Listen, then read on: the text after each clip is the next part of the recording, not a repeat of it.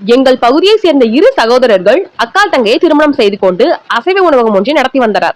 அந்த பெண்களில் இளையவர் எம்ஜிஆர் ரசிகை. அவர் எம்ஜிஆருடன் கைகுலுக்க வேண்டும் என்று தன் கணவரிடம் தன் ஆசையை தெரிவித்தார்.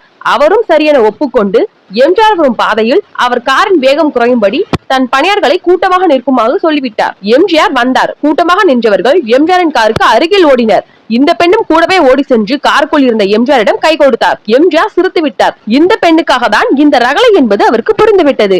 இந்த பெண் கை கொடுத்ததும் அந்த பணியாளர்கள் விலகி நின்று விட்டனர். எம்ஜிஆர் கைராசி. இன்று அவர்கள் உணவகம் மதுரையிலேயே டாப் உணவகமாக இருக்கிறது. மதுரையின் நவீன அடையாளங்களில் ஒன்றாகிவிட்டது.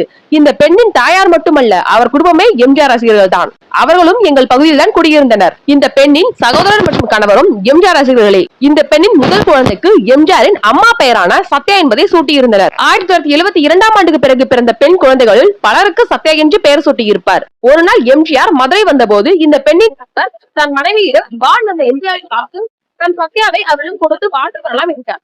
பல கட்சிக்காரர்கள் சூழ ஒளி பொருந்திய முகத்துடன் இருந்தார். அவரை நெருங்கியதும் இந்த பெண்ணுக்கு அந்த சூழ்நிலையே மறந்துவிட்டது.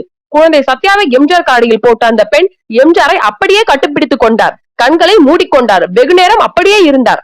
யார் விளக்கினார்கள், யார் வீட்டுக்கு அழைத்து வந்தார்கள் என அவருக்கு ஒன்றுமே தெரியவில்லை. வீட்டுக்கு வந்ததும் ஏதோ பித்தப்படுத்தது போல் இருந்தார். ஒரு வாரம் 10 நாள் கழித்துதான் இயல்பு நிலைக்கு திரும்பினார். அவருக்கு அப்போதும் பெரிய கவலை.